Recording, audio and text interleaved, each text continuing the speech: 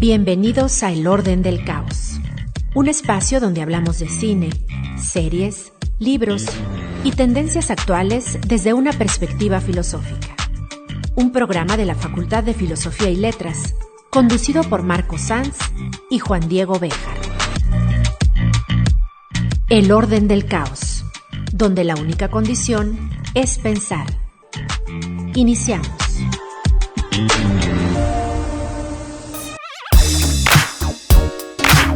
Sean bienvenidos a un nuevo episodio del Orden del Caos. En esta ocasión estamos interesados en hablar sobre esta serie que se hizo popular hace unos meses de Jeffrey Dahmer, este asesino serial. Y en general creo que lo que nos interesa es resaltar cómo este tipo de personajes, que son los asesinos seriales, y este tipo de personas que son pues brutalmente criminales, pues representan de alguna manera la idea prototípica y paradigmática de lo que es el mal moral, el mal social, y cómo a partir del análisis de este tipo de personajes podemos rescatar algo así como una especie de definición de la maldad y ver si efectivamente corresponde con lo que normalmente creemos sobre este concepto del mal. Estoy aquí con unos amigos del doctorado en filosofía de la UNAM. Hola Mauricio. ¿Qué tal? Buenas tardes. Hola Eric. Hola, ¿qué tal? Y Uriel. Hola. ¿Qué tal todos? Mi nombre es Juan Diego y pues vamos a empezar con este tema. Quisiera empezar abordando el tema de esta personalidad, digamos, de este Jeffrey Dahmer. Es decir, pareciera que este tipo o este personaje correspondería con algo así como una especie de enfermo mental. Y eso no queda del todo claro en los informes de los especialistas. No queda claro hasta qué punto el tipo tenía realmente desórdenes que justificaran el comportamiento que tenía. Y entonces eso hace que nos cuestionemos hasta qué punto la sensibilidad por lo que está bien y lo que está mal puede ser algo efectivamente latente en todos o si le corresponde solamente a algunos de nosotros. Es decir, ¿en qué consiste esta sensibilidad que parece que algunos tenemos sobre lo que está bien y lo que está mal? ¿Y por qué, en este caso, este señor o esta persona no parece encajar con lo que normalmente cabría esperar de este sentido moral común que deberíamos de tener todos? Insisto, ¿esto podría explicarse solo a partir de una enfermedad mental o podríamos entenderlo como una... digamos, como parte de una educación que a esta persona probablemente le faltó, digamos, una deficiencia en la educación que sus padres debieron haberle dado? ¿Tú qué consideras?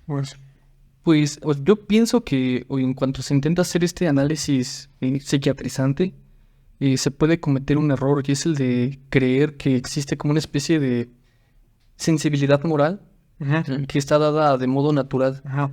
Y bueno, independientemente de la opinión que se pueda tener al respecto, creo que lo que prueba que no ese es el caso es que ha habido muchos psicópatas que son distintos de los asesinos seriales, que son distintos de los tiradores de masas, que no necesariamente presentan este tipo de condición, ¿no? Es decir, que se le puede hacer un diagnóstico de psicopatía o de sociopatía. Ajá. En muchas ocasiones, pues, pueden ser resultado de otro tipo de cosas, que yo creo que el problema central sería ese, si se trata de un problema médico, psiquiátrico o de un problema social. Uh-huh. Porque se puede hacer un contraste entre, digamos, países que tengan una mayor criminalidad, que tengan una menor criminalidad, y el problema, al tratar de reducirse a lo meramente psiquiátrico, creo que dejaría de lado estas otras causas que bien podrían ser sociales, jurídicas o de otra índole.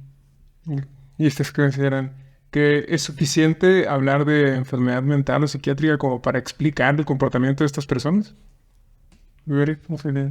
Sí, es bastante problemático, ¿no? Es la pregunta o una de las preguntas que recorre la serie, ¿no? A distintos niveles.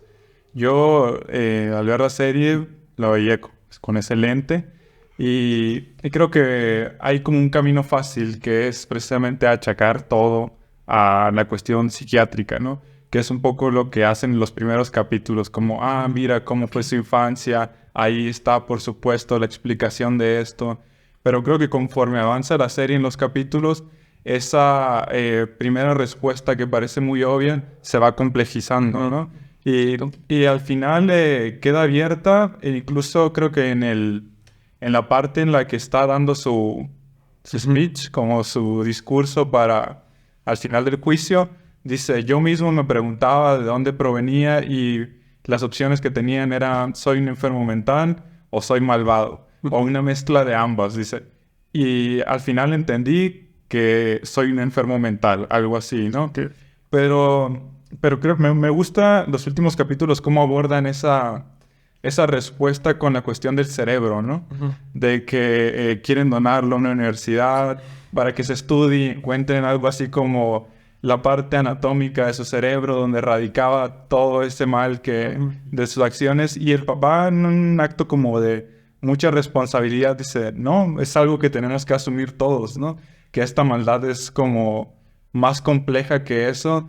Y que encontrar una deficiencia o una normalidad en el cerebro no nos va a exculpar a todos, ¿no? No nos va a hacer libres de culpa y va ni siquiera al propio Jeff Dahmer, sino que es algo más problemático, ¿no? Y incluso en la otra miniserie o miniserie documental también hay como un debate psiquiátrico en el que alguien dice, miren, la verdad es que eso sigue siendo un debate abierto.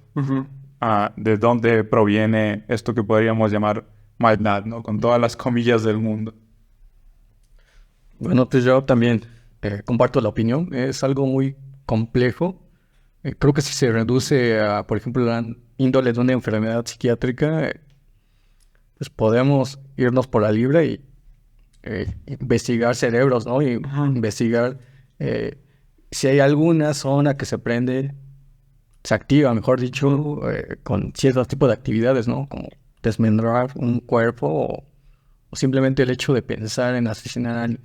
Creo que eso, por un lado, lo reduce a un problema muy simple, en tanto biológico, ¿no? Podemos, no sé, meterle chochos a las personas que tienen ese tipo de problemas y ya solucionado el asunto. Yo creo que es más complejo y tiene que ver, por un lado, por la educación que recibió en casa, o la falta de educación o atención que recibió de sus padres. Pero tampoco lo podemos reducir a eso, sino que también tenemos que considerar otro factor, ¿no? Que es la sociedad. Dónde se desenvolvió y qué interacciones tuvo con las personas, sus víctimas en especial, ¿no? No fue con cualquiera, ¿no? Se enfocó a cierto tipo de personas y eso nos lleva a pensar de que lo hacía con cierta forma, de cierta forma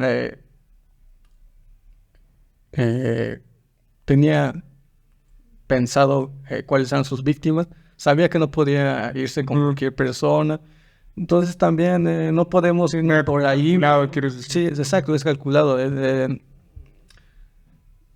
No podemos irnos, por ejemplo, una enfermedad mental, porque eso dejaría un poco de lado la culpa que le podemos achacar a este tipo de personas. Exacto.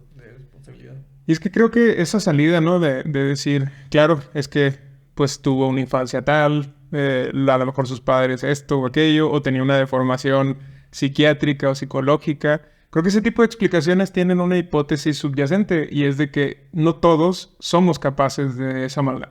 Es decir, que esa maldad no es propia de un ser humano civilizado, de un ser humano bien educado, y que por lo tanto en las sociedades, por decirlo de alguna manera, imperaría algo así como el orden, la justicia, el bien, y que solamente los que están como que exiliados de ese orden son efectivamente los que pueden ser capaces, los que son capaces de lograr tanta perversión.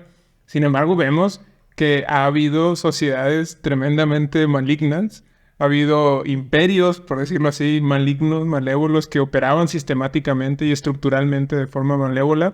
Y eso entonces hace, creo que hay varios estudios, ¿no? De este tipo de cosas de los, por ejemplo, en los guardias de los campos de concentración que operaban en la Alemania nazi, que pues ellos, por ejemplo, llevaban vidas totalmente normales al margen de lo que era su trabajo, que era cuidar estos campos malévolos, malignos, intrínsecamente malignos. Entonces, de algún modo, estas personas que vivían vidas normales y que no tenían, en general, problemas de este tipo, que podrían, de alguna manera, explicar su insensibilidad moral al mal, pues este tipo de casos hacen que pensemos o que creamos que todos somos de alguna manera potencialmente así de malos o así de malévolos, Por eso explicar a estos personajes como algo totalmente fuera de lo normal, totalmente fuera de lo común, como enfermos mentales, parecería como una respuesta sencilla, decir, bueno, entonces yo que no soy un enfermo, yo que soy normal, entonces no soy capaz realmente de ser así de malo, así de malévolo. Y eso, insisto, creo que es una explicación bastante simplona de lo que es realmente el mal y de cómo el mal puede funcionar y aparecer en cualquier caso o en cualquier momento.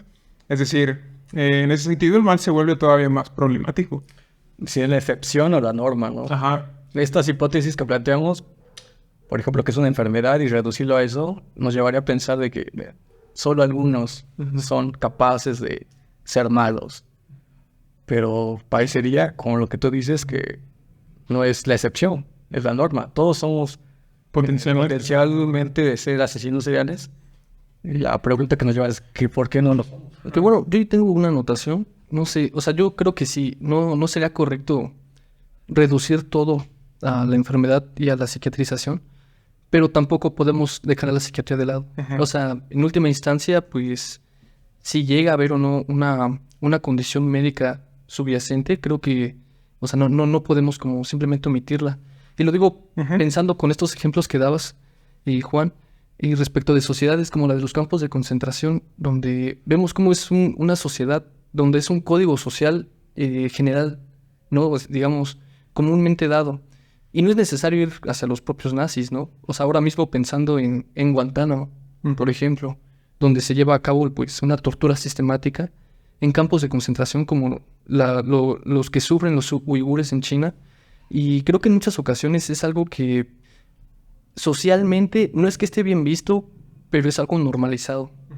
Ahora, el caso, por eso mencionaba la condición psiquiátrica, el caso del psicópata es que el psicópata sí tiene códigos, sí respeta códigos, pero son propios, son individuales.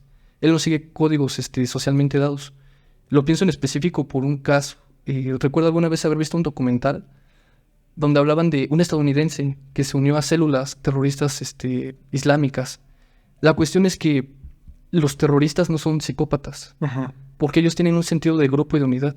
Este terrorista estadounidense sí era un psicópata, porque él los podía traicionar sin ningún tipo de remordimiento o arrepentimiento, cosa que no tienen los terroristas. Pero entonces creo que es ahí donde está el tema. O sea, el psicópata sí respeta códigos, pero no son códigos sociales, no son códigos comunes.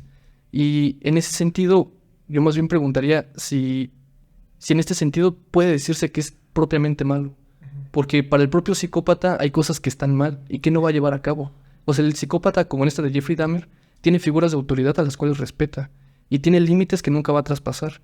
Pero esos límites no son límites compartidos.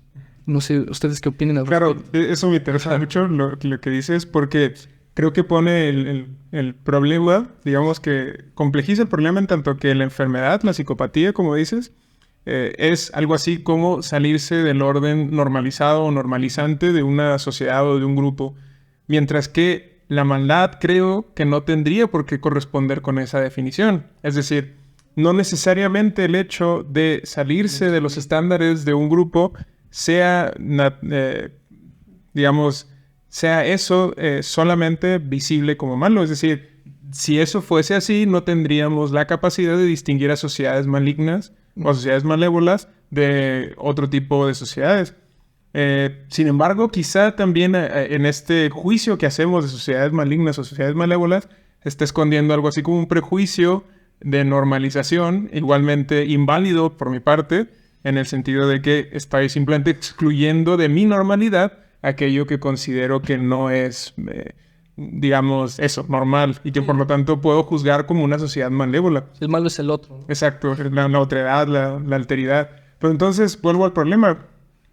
¿Cómo podemos encontrar a partir de este caso de los psicópatas algo así como una definición de qué es el mal? Porque, como dices, una buena forma de entender al psicópata es alguien que se sigue o que sigue reglas propias, por decirlo así, ajenas a la normalidad de su grupo, a la normalidad de su sociedad, y que sin que eso necesariamente signifique ser un criminal, pero es decir, a partir de ahí podemos empezar a establecer algo así como una definición del mal, como el salirse de los órdenes normalizantes o normalizados, y por lo tanto el mal es esencialmente psicópata. Digamos que ese tipo de preguntas creo que son justamente las que me interesan que abordemos en este caso de Jeffrey Dahmer. No sé si a ustedes se les ocurre una respuesta a esto que está... No, la respuesta difícilmente, ¿no? Pero sobre lo que decías del psicópata y que no comparte, digamos, ciertas consensos, ¿no? Que están ahí, que son raros porque son tácitos, pero más o menos se asume que todos los conocen. Sí, el psicópata, tengo entendido, tiene dificultades para entender esos consensos de la otra sociedad, de la sociedad, y por lo tanto es como relativamente exterior a él. Pero por otra parte, muestra como una racionalidad escandalosa al momento de actuar, ¿no? Por lo menos en el caso de los asesinos seriales o de varios de ellos, ¿no? Es como que, digamos que el problema está así. Por un lado, no entienden el comportamiento general de las personas, no lo comparten, no se asumen como parte de él, pero por otro lado, tienen una comprensión muy refinada de cómo no ser atrapados o penalizados por esas reglas, ¿no? Eso es como parte del escándalo que representan para el orden de la sociedad en general. Y lo otro que mencionábamos anteriormente, ¿no? Sobre la cuestión médica o no. Lo curioso, digamos, en la actitud corriente de querer achacar todo a una especie de psicopatía o de psicopatología, es como una actitud, digamos, inversa a la del papá, ¿no? Que el papá dice, no, hagámonos responsables. Un poco es la sociedad haciendo lo mismo, ¿no? Como nosotros no somos responsables de este producto que creció en nuestro seno, debe ser una anomalía, y es como, no, hagámonos responsables de cómo es que de alguna forma nuestras reglas y nuestros comportamientos dieron espacio o cabida para que algo así como esto ocurriera, ¿no? Eso. Bueno, sí. No, bueno, sí, es que justo en este sentido creo que digamos, la anomalía moral que representa, en este caso, digamos, el psicópata, hace unos capítulos, unos episodios, veíamos un ejemplo sobre la estupidez, que en una enciclopedia sobre la estupidez que se escribió en el siglo XIX, creo, no recuerdo el autor, pero bueno, el caso es que ahí ponen un ejemplo de un niño que es llevado por su familia a la fiesta de su abuelo. Y pues tienen que ir en tren de la fiesta de su abuelo. Y el niño era la primera vez que salía de su casa, que era una zona rural. Y cuando sale, y pues llegan a la estación de tren y están en el tren, empieza a haber muchísima gente y eso pues digamos, se engenta, se harta, se abruma.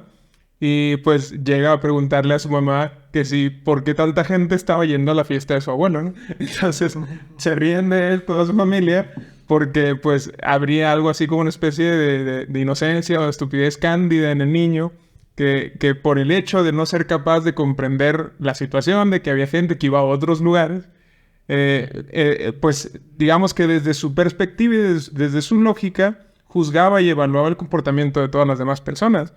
Y eso, insisto, no se adecuaba a la realidad que estaba viviendo. Entonces, pareciera que esto sería una de las muestras más iniciales de lo que podríamos entender como estupidez. Uh-huh. Pero aún así, incluso, si eso lo llevamos a digamos, lo radicalizamos y lo entendemos como el mismo hecho de salirse del estándar y seguir criterios propios, que parecería que son las notas fundamentales de la psicopatía, pues parecería que este niño también representa el comportamiento de alguien que juzga el mundo de acuerdo con criterios tremendamente específicos, es decir, como el psicópata.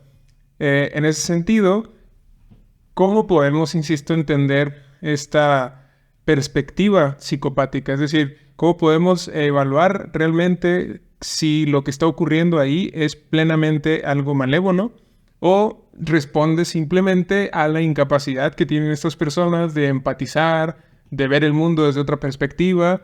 Es decir, ¿realmente Jeffrey Dahmer, por ejemplo, quería hacer el mal? ¿Quería hacer daño? ¿O simplemente quería vivir su vida desde sus propias nociones y criterios específicos? Y que por lo tanto fuese algo así como incapaz de hacerse responsable de sus propias decisiones. que quizá esa sea la cuestión fundamental, hasta qué punto él quería deliberadamente ocasionar el daño que hacía. Y parece que él dice que sí, que era perfectamente consciente de lo que estaba haciendo y de lo que estaba pasando. Y entonces vuelvo al punto, ¿qué tanto podemos explicar a partir de esa psicopatía que pudiéramos explicar del tipo, el comportamiento, digamos, que tiene o que tenía esta persona? Es decir, ¿de dónde surge el mal? ¿De la incapacidad que tiene de juzgar o de su libertad, de querer ejercer su libertad de una manera totalmente anómala? Pues yo pienso que no, o sea, la psicopatía no puede ser la explicación inmediata por una razón, y es que el psicópata no necesariamente es un asesino serial. Y el asesino serial no necesariamente es un psicópata. Es decir, ese es un problema que, digamos, las propias series han producido, el de creer que toda psicopatía implica un deseo de asesinato, un deseo de muerte y demás. Eso no es así en primera instancia. Muchas personas que curiosamente ocupan cargos de poder se ajustan a esta idea de psicopatía.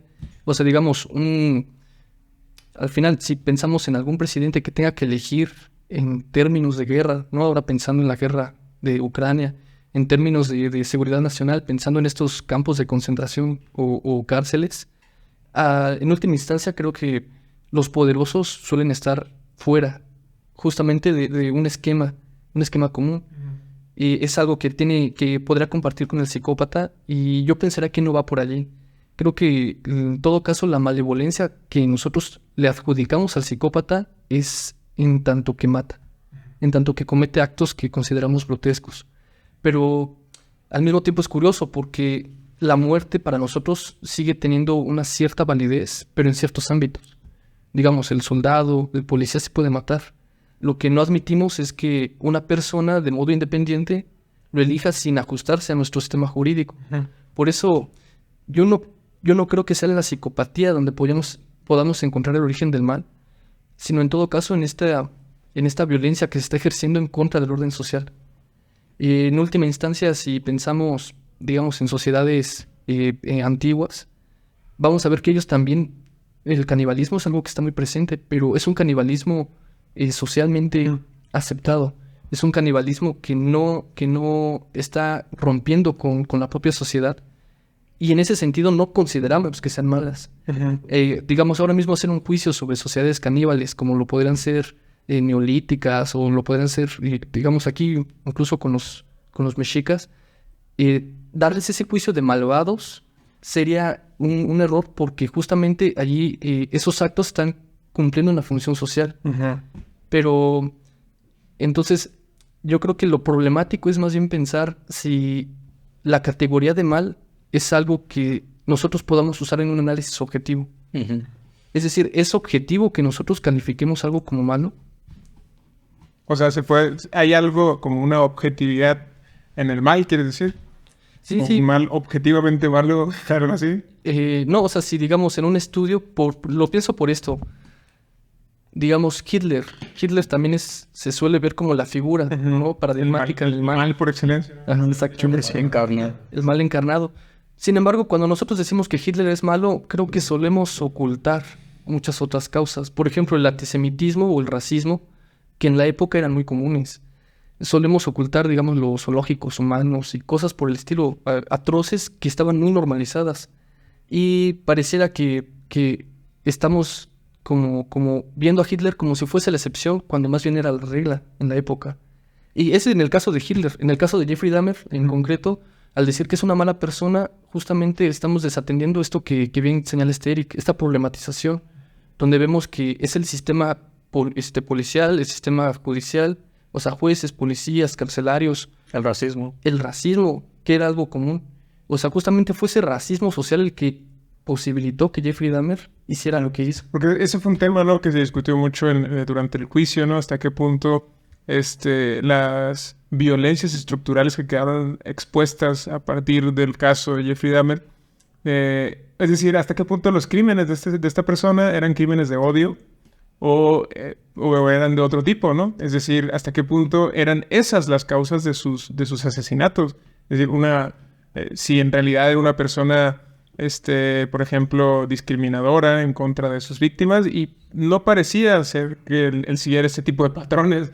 Más bien, parece que encontró como una especie en ese núcleo de exclusión social que era la comunidad afroamericana, encontró el área de oportunidad para ejercer, digamos, sus impulsos, pues exacto. Con estas nuevas palabras podríamos decir que, por lo menos en el caso del personaje de la serie, el mal es multifactorial, ¿no? Porque se articulan o convergen, pues seguramente algunos trastornos mentales, eso puede estar ahí en la mesa, unos prejuicios raciales por parte de las autoridades encargadas de detener este tipo de actos, y también seguramente un racismo interiorizado muy fuerte por parte de él, ¿no? Porque en varios momentos se le pregunta, ¿no? Como, tú te mudaste a ese barrio porque sabías que era gente pues desprotegida, homosexuales, negros, pobres, etcétera. Y dicen, no, era para lo que me alcanzaba a pagar la renta o algo así, ¿no? Dar una explicación así como muy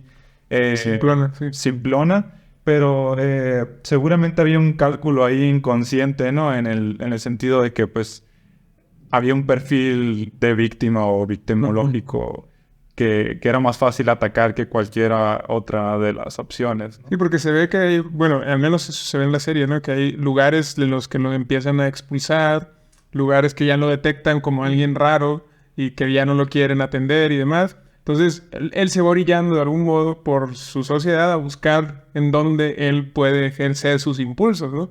Y justo llega al lugar en donde hay más vulnerabilidad social, y es ahí donde, pues, de alguna manera se puede desatar, por decirlo así, y es donde finalmente es atrapado, que es lo curioso e interesante, es decir, no quedó impune, digamos, y fue en ese mismo contexto en donde, pues, fue atrapado y fue llevado ante la justicia, ¿no? Pero vuelvo al punto, es decir, ¿qué tanto esa cuestión, digamos, de las violencias estructurales pueden o no explicar también este comportamiento de esta persona?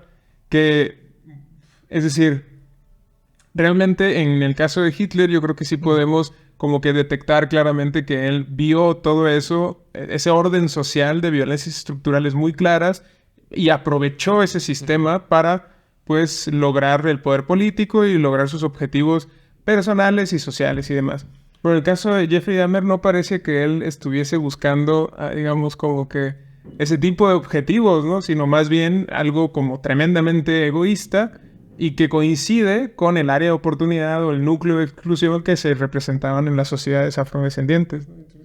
Es algo muy pragmático, ¿no? Digo, por ejemplo, si vemos que creo que de los primeros asesinos seriales que fueron documentados, que es Jack el Destripador, él asesinaba a prostitutas. Y si vemos a los distintos asesinos seriales, hay en general grupos excluidos que son inmigrantes, son mujeres, prostitutas, mendigos, animales, y en general pues todas estas alteridades. Y sí, sin duda yo pensaría que, o sea, si el asesino serial psicópata demuestra algo, es que tiene esta capacidad de ponerse por encima de las normas, y esto lo hace con algo que no es propiamente, bueno, no sabría, que creo que está abierto, inteligencia. O sea, algo que se le suele distinguir mucho al psicópata es su astucia, su capacidad para emplear esta, digamos, razón instrumental.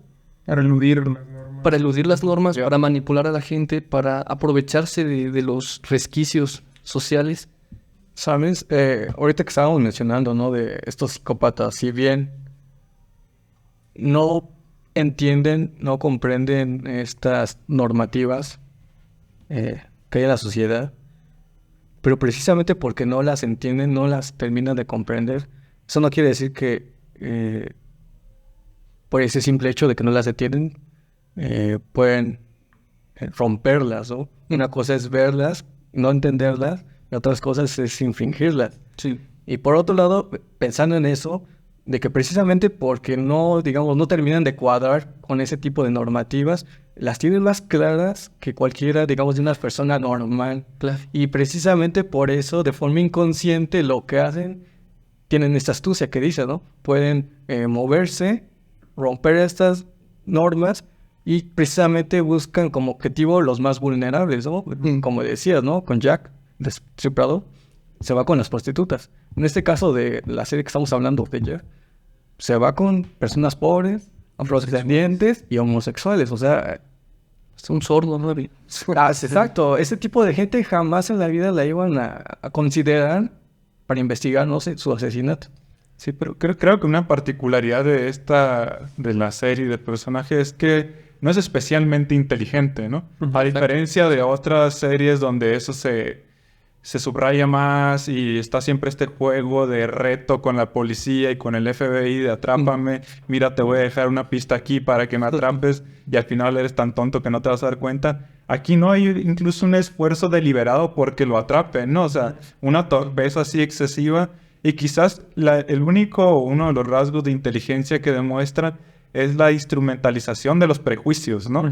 Cada que está muy cerca de ser atrapado por algún tipo de autoridad, sobre todo ya en los últimos asesinatos, instrumentaliza la cuestión de la homosexualidad, ¿no? Dice, es mi novio, quieres pasar a mi apartamento, pero lo que hay son cosas gays, les dice a los policías, ¿no? Y los policías como...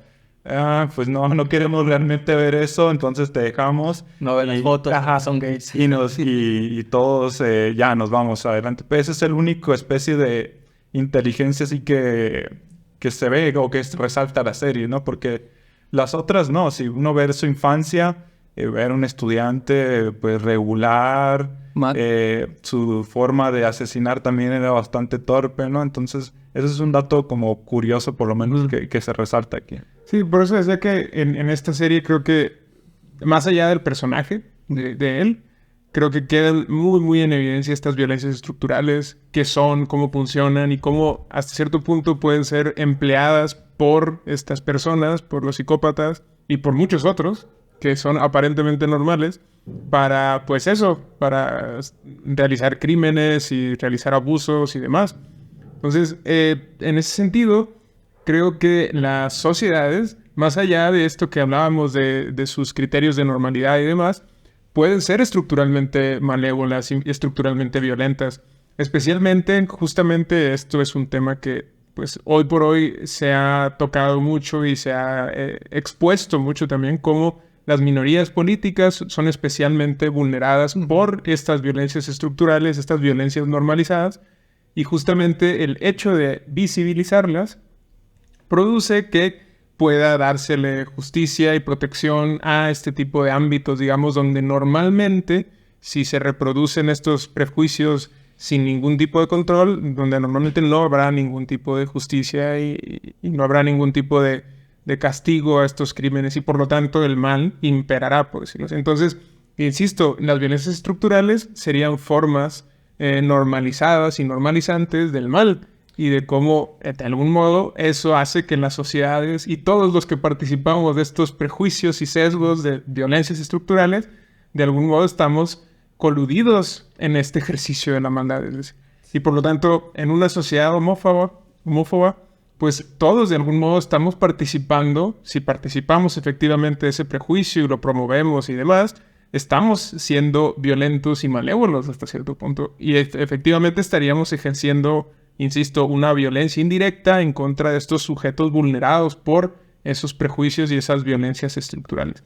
Entonces, eso es una forma mucho más sutil, extraña y difícil de detectar del mal, que no, o sea, no se corresponde en absoluto con lo que aquí habíamos platicado del psicópata y de cómo actúan y de cómo se esconden, sino que es efectivamente visible, campa a sus anchas, a la luz del sol, este tipo de prejuicios y de violencias estructurales, pero es quizá incluso mucho más brutal y mucho más malévola, por decirlo así, aunque sea inconsciente, que el propio ejercicio de estos psicópatas, por decir.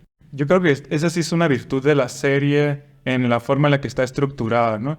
O sea, los primeros capítulos, no sé si los primeros 5 capítulos, te dice, ok, te voy a entregar la serie de asesinos seriales que te gusta, donde vas viendo cómo mata uno por uno a sus víctimas, pero a partir de este punto te voy a entregar la versión de las víctimas, ¿no? Y ahí es donde se exponen todas estas violencias estructurales. Que eso no sucede en las otras series, ¿no? Siempre es el juego del ego del asesino contra la policía. Y hay una escena muy particular donde se expone esto, ¿no? Que es, creo que en el último capítulo, donde dice, donde se están tomando una foto frente al edificio, ¿no? Hay unos jóvenes tomándose una foto frente al edificio haciendo como que los asesinan y le rompen la cámara, total, entran al departamento una de las vecinas del asesino y a las horas llega la policía y les dice: tú le rompiste una cámara a estas personas blancas, entonces te vamos a llevar a la cárcel. Y la señora se queda como: oye, yo llamé miles de veces para que vinieran a atrapar a un asesino serial, pero como soy una persona negra, pobre, nunca vinieron, y ahora como los afectados fueron unos blancos a los cuales simplemente se les rompió una cámara, están aquí en cuestión de minutos, ¿no? Bueno, que pensando en esto que dices, se me ocurrió algo irónico, y es que, o sea, justo la serie muestra esta dimensión de las víctimas, pero al mismo tiempo está instrumentalizando a las víctimas, porque en última instancia te están presentando un producto monetizable a partir de lo que el propio Dahmer hizo, y que propio Netflix recibió pues críticas por parte de las personas que justo apelaron a una revictimización. Entonces es más interesante eso, ¿no? Como hacer este doble juego donde hay una visibilización, pero al mismo tiempo una instrumentalización por parte de la propia...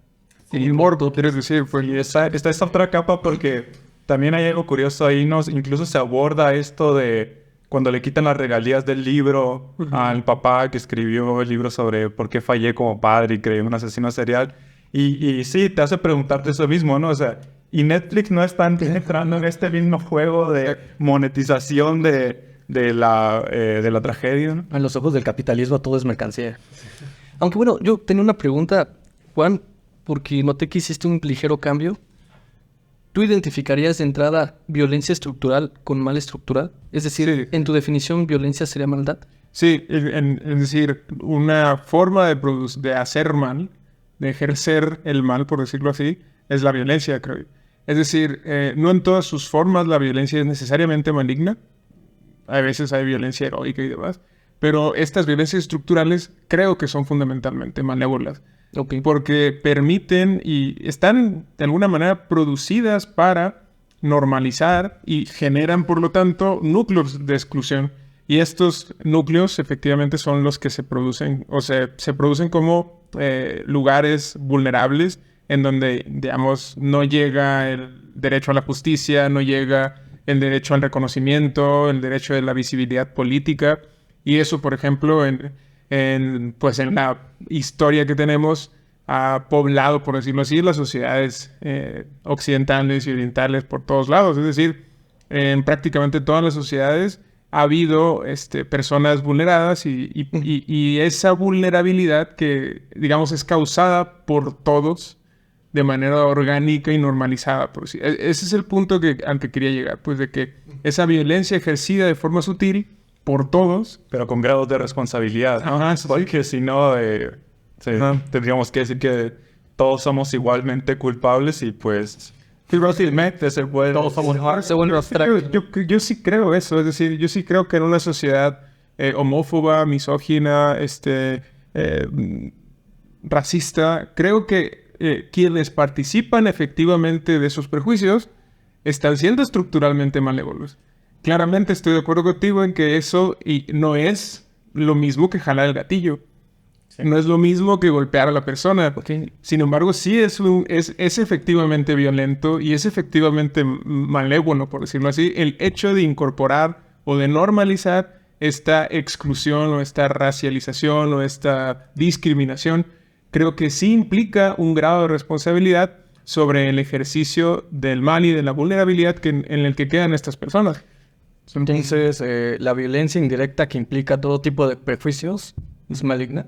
Sí, claro. Es decir, yo creo que el hecho de, insisto, de ser homófobo no implica efectivamente dar el golpe o apretar el gatillo, como decía antes, pero sí permite que en una sociedad se promueva y se normalice esta violencia estructural que en última instancia da como resultado el hecho de que haya personas que no necesariamente sean psicópatas, sino que quizás están molestos, están enojados o lo que sea, por alguna razón, puedan ejercer la violencia sin consecuencias y puedan ejercer el mal en contra de estos grupos vulnerables sin prácticamente ninguna consecuencia, insisto. Entonces, de alguna manera, el hecho de ser partícipe de estas violencias estructurales no es solamente ejercerlas y aprovecharse de ellas, sino simplemente el, digamos, fomentarlas, el reproducirlas, el validarlas incluso.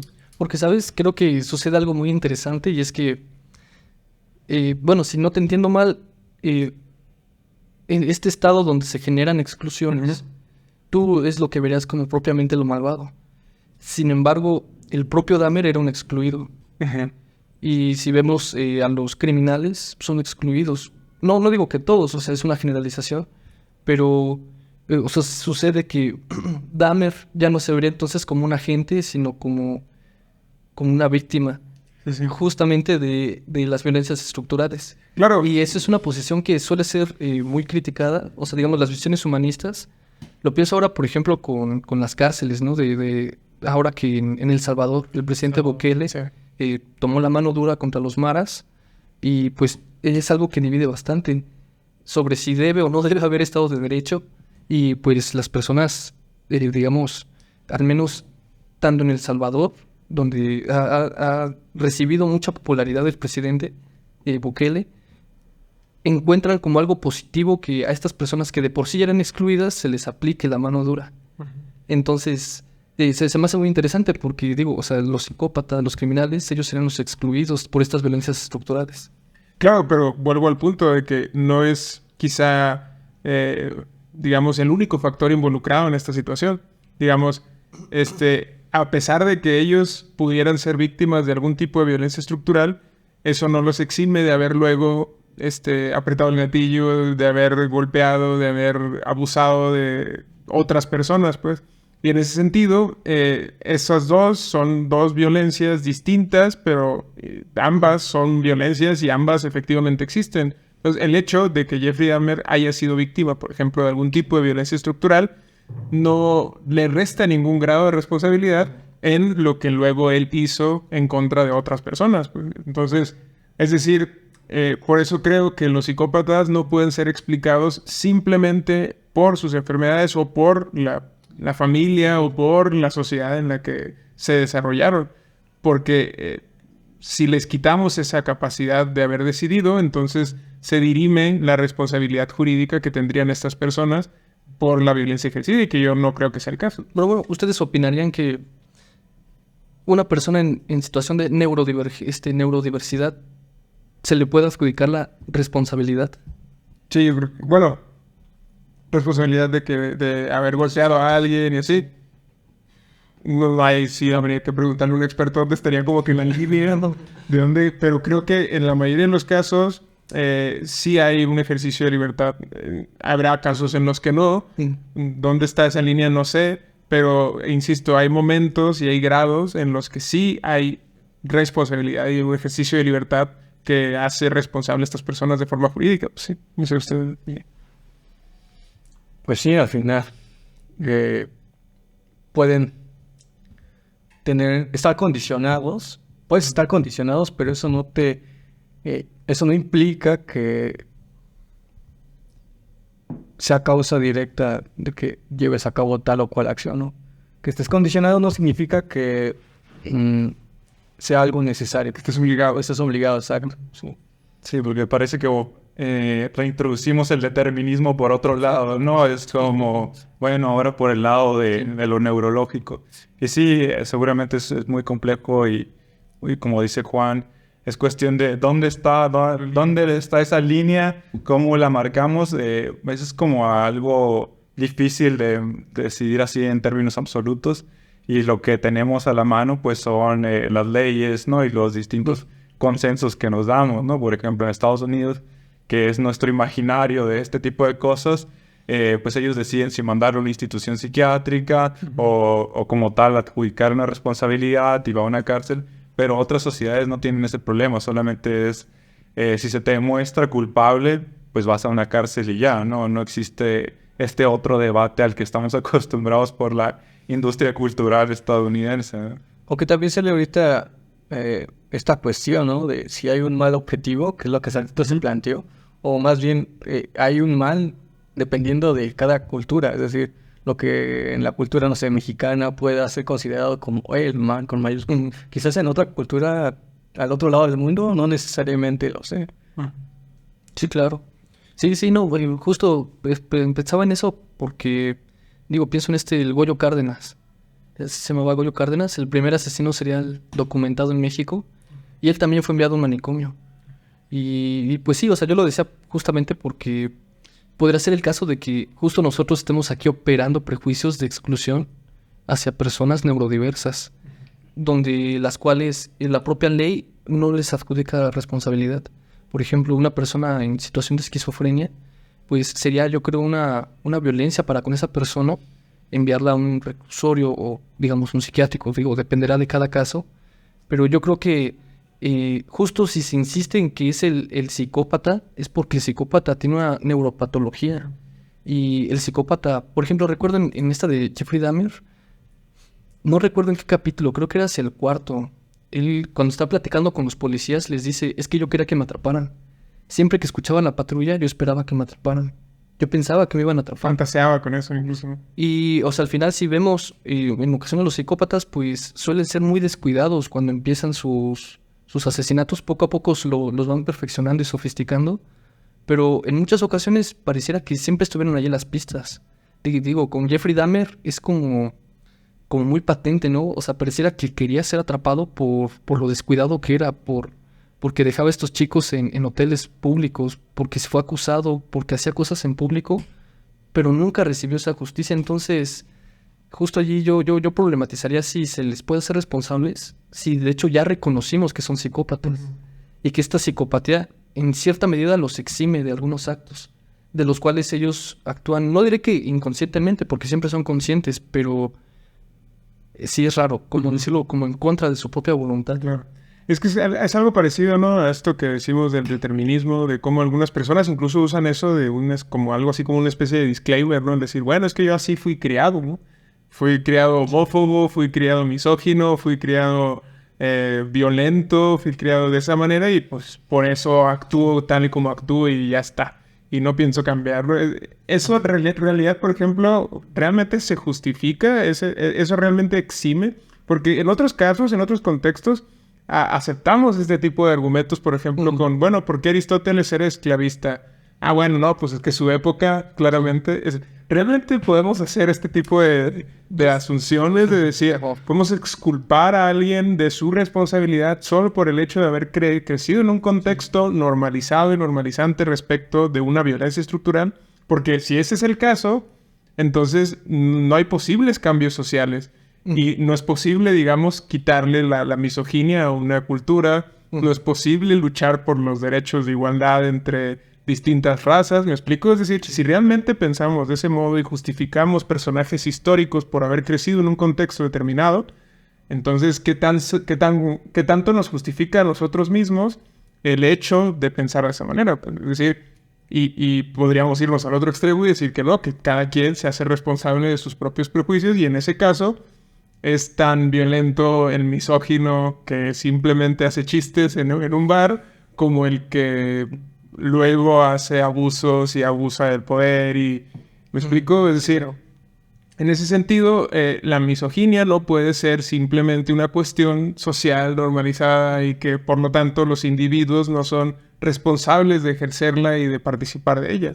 Igual con la homofobia, igual con la discriminación racial. En ese sentido, no creo que sea tan sencillo desechar la responsabilidad individual sobre la violencia con la normalización social o con la condición histórica o con este tipo de argumentos. O sea, ustedes... Bueno, yo solo quiero decir que... O sea, yo lo decía en el caso de Jeffrey Dahmer, pero sí, se me hace muy curioso porque... O sea, con Jeffrey Dahmer yo decía, con él quizás se exige la responsabilidad por su condición neuropatológica, pero algo que yo noté en la serie, al menos en los primeros capítulos, es que yo pensaba que su papá era también un psicópata. Okay. Porque justo su papá es el que encarna, ¿no? Ella, ¿no? O sea, él es un misógino, él es el que recogía animales muertos, él es el que hacía las disecciones y demás. Sin embargo, él no llega a ese límite del propio Jeffrey. O sea, el papá está igual en ese mismo sistema, pero él no se sale de él como si lo hace su hijo. O sea, el papá es misógino, es violento, es sangriento, pero no es un psicópata. No se pasa de la rueda. Sí, eso o sea, me hace muy interesante porque los dos están como en la misma línea, pero Jeffrey Dahmer es el que sí acusa estas propiedades psicopáticas. Es que es el problema de tomar a los asesinos seriales como para iluminar otras áreas problemáticas de nuestra sociedad, ¿no? Que son excepciones dentro de excepciones, ¿no? Exacto. Los asesinos seriales. Porque como señalas, el papá tiene algunos rasgos, incluso él en alguna parte hacia el final de la serie dice, es que yo también he tenido los mismos pensamientos que mi hijo. Y empieza como a culparse y a intentar como a sugerir pues que le heredó eso. Y ya alguien le dice, no, pero pues tú no lo hiciste. Y tú también lo has dicho, ¿no? O sea, la psicopatía no necesariamente es sinónimo de asesinos, ni siquiera de asesinos seriales, mucho menos de asesinos seriales, ¿no? Entonces, los asesinos seriales son excepciones dentro de la sociedad y también son excepciones dentro de la propia psicopatía, ¿no? Entonces, Exacto. es lo difícil de tomar un caso tan excepcional, tan minúsculo, para decir, a ver, ¿qué es esto que sucede en la sociedad, ¿no? Es como, Sí, claro. está en el 0.0001% que difícilmente lo podemos tomar como regla de algo. Sí, sí. Pues en general creo también uno de los, digamos, conflictos que surgen de esto es cómo podemos entonces comprender el mal en sentido político, el mal en sentido moral, qué tipo de definiciones podemos lograr, digamos, a partir de estas cuestiones.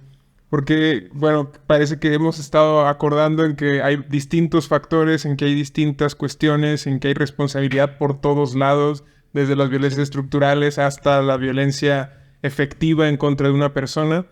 Pero entonces, por ejemplo, ahorita recordaba un experimento que se hace con cierta regularidad en algunas escuelas de ciencias sociales, que es este experimento donde les piden, bueno, creo que separan en 2 cuartos a las personas y les piden que presionen un botón que le dará una descarga eléctrica a la otra persona, ¿no? Y van aumentando la intensidad de estas descargas eléctricas y creo que es amplio el porcentaje de las personas que sí llegan a dar el chispazo fatal, por decirlo así. Entonces, y obviamente no hay ninguna persona padeciendo, pero la persona que aprieta el botón no sabe qué está pasando. Y aún así, cuando se lo piden amablemente y se lo piden de manera como normalizada, el hecho de que ejerza el acto letal, pues parece no costarle tanto trabajo el hacer ese mal extremo de asesinar a alguien solo porque se lo pidieron amablemente. Es decir, hasta qué grado, hasta qué punto puede ser efectivamente así el mal y operar de esa manera el mal. Es decir, de una forma aparentemente inconsciente en algunos sujetos, que justamente podemos ser nosotros como usuarios normalizantes, digamos, de una violencia estructural o incluso usuarios activos de un ejercicio violento, por decirlo así. Entonces, eso hace que, insisto, seamos todos susceptibles de ser efectivamente agentes del mal y de la violencia en contra de otras personas. No sé si ustedes están de acuerdo en ese sentido. Pues bueno, yo que recuerdo este experimento, lo interesante es que algo que decían, o sea, un elemento importante era que quien les pedía que dieran las descargas era una persona con bata. Entonces el hecho de que fuese una autoridad era lo que para ellos justo en términos de responsabilidad sentían que, o sea, no tenían esa carga de responsabilidad porque la tenía un superior. Y lo interesante de ese experimento que yo recuerdo también es que se utilizó como argumento para pensar a los que en el Holocausto cometieron varios crímenes, porque justo lo que ellos hicieron fue seguir órdenes, pensando que estas órdenes estaban validadas por una autoridad que sabía lo que estaba haciendo. Entonces, yo creo que o sea, es interesante hablar en términos de nosotros, Porque sociedad. porque eso parece que es lo que hacemos cuando decimos que, bueno, es que yo fui criado de esta manera y por eso actúo tal y como es. Es decir, parece que estamos transfiriendo la responsabilidad a la sociedad, a nuestra familia, a nuestra crianza o en algunos casos a nuestros propios impulsos. Simplemente yo actúo así porque tengo ganas y ya está. Entonces, insisto, ¿hasta qué punto es así el mal? El mal es consciente, es inconsciente, es algo que ocurre por el enfrentamiento de dos personas que no saben lo que están haciendo. ¿Me explico? Es decir, hasta qué punto el mal es algo deliberado y es algo libre. Pero ¿no es muy platónico eso? ¿Tú crees? En este sentido. O sea, por ejemplo, hace rato hablabas de prejuicios y ahora si hablamos de esta autoridad social que opera de modo inconsciente en nosotros, estamos diciendo que el mal es lo que no conocemos. Mal es ignorar. En ese sentido decía, si no es muy platónica esa fórmula. Porque pareciera que justo en una sociedad sin prejuicios, que parece que identificas con las violencias estructurales, justamente es en una sociedad donde ya no habría mal o malevolencia. No estoy seguro. O sea, algo así como en una situación de plena conciencia ya no existiría el mal. Bueno, una cosa es eso, ¿no? De que ignores, tengas conocimiento de tus acciones, pero otra cosa es eximirte de la responsabilidad en los ejercicios que, por ejemplo, que plantea Juan. Las personas hacen las descargas porque se eximen de la responsabilidad. Dicen, la culpa es de él sabe lo que está pasando. Yo solo apreté un botón, yo no sabía qué pasaba. Ahí, más bien, lo que está jugando es que porque alguien más se lo pide, dicen, yo no tengo la culpa, se lavan las manos. Otra cosa es decir, bueno, yo no sé lo que está pasando, o la visión platónica que estás diciendo, ¿no? Para Platón, la ignorancia era el mal, sin conocimiento era el bien. Ahí creo que está jugando otra cosa.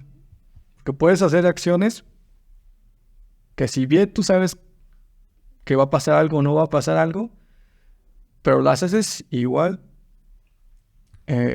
Y por el hecho de que no sepas el resultado, es decir, que actúes con ignorancia, no significa que seas malo. Bueno, en este caso, sí, para no irnos tan lejos, ¿no? Y mantenernos en la serie, el mal o lo que estamos llamando el mal, ¿no? También hay muchos problemas en la palabra, pero para no entrar en eso.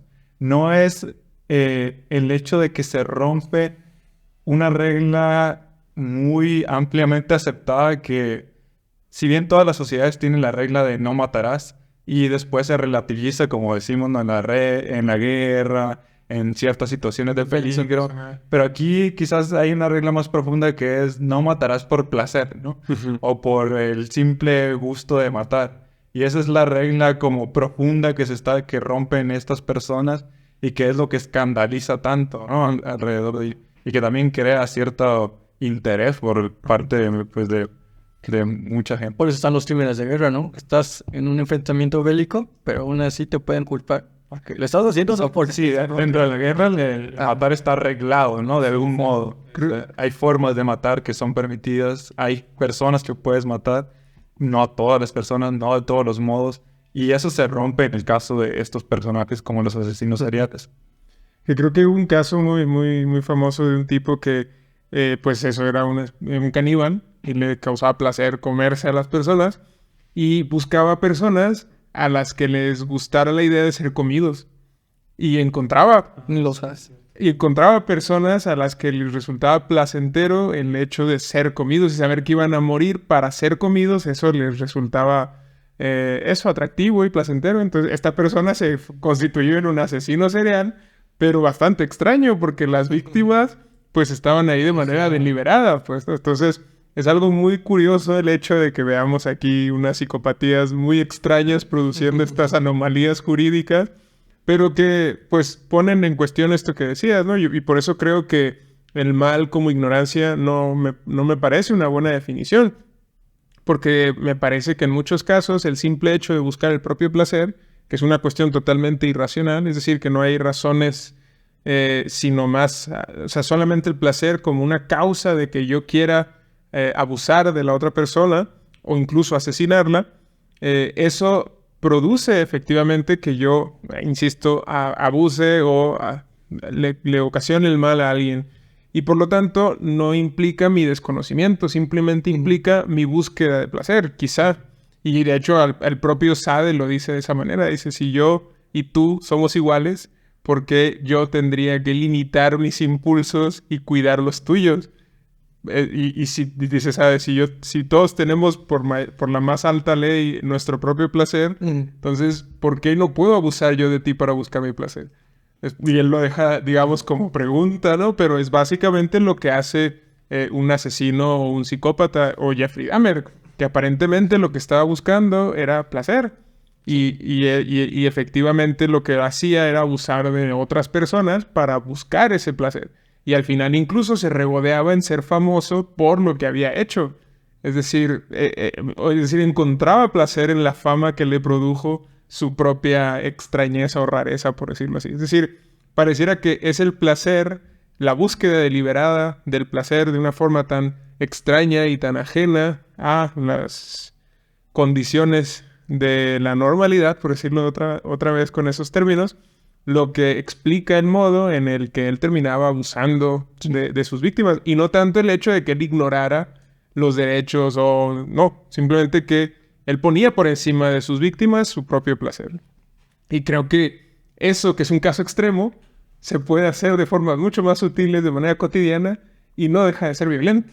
¿Me explico? No deja de ser abusivo. De hecho, un ejemplo de una normalidad que busca el placer violentando a otro es lo que se ha acusado por parte de los veganos. Es decir, ellos dicen que como los carnistas están operando toda una industria cruel donde los animales carecen de derechos y se hace por placer. Uh-huh. Entonces allí pareciera que, se trata justo de una de estas violencias estructurales que tú comentabas. Y bueno, se me ocurrieron otras dos cosas. Dado que no aceptamos la definición de Platón y trayendo a colación de nuevo lo de los animales, me recordó este argumento que daba Tomás de Aquino y que creo que también reproduce Kant, de que justo matar a un animal por placer es algo que se puede considerar malvado, porque eso podría llevar a cometerlo contra personas. Uh-huh.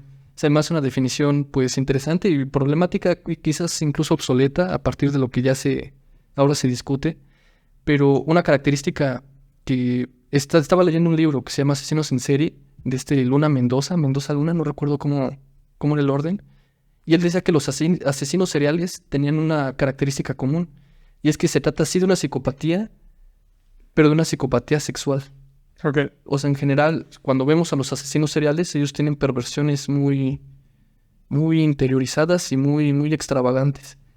Puede ser el canibalismo, puede ser, pues, yo qué sé, ¿no? O sea, todo no recuerdo qué le dijeron a Jeffrey Dahmer que tenía, que sentía esta excitación hacia los intestinos. Ya. Y le dan un nombre. Estafilia, ¿no?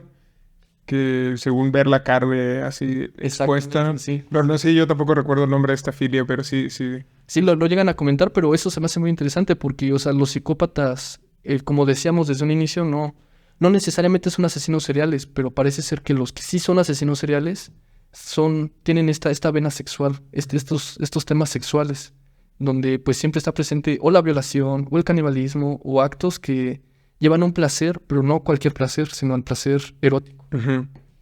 Como esa escena, ¿no? En el primer capítulo, donde tiene a su víctima en la cama y dice, quiero escuchar tu corazón. Sí. Excita el hecho de que esté aterrado. Uh-huh. No, y de pensar en su interior. Muerte, porque le dicen, quiero comer tu corazón. Sí. Les agradezco a los que nos han estado escuchando. Les agradezco a ustedes por haber estado en este episodio.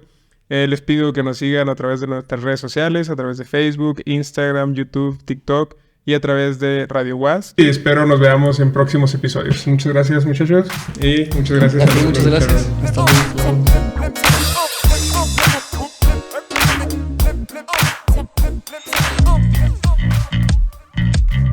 Esto fue El Orden del Caos, un espacio donde hablamos de cine, series, libros y tendencias actuales desde una perspectiva filosófica. Un programa de la Facultad de Filosofía y Letras, conducido por Marco Sanz y Juan Diego Béjar. El Orden del Caos, donde la única condición es pensar. Hasta la próxima.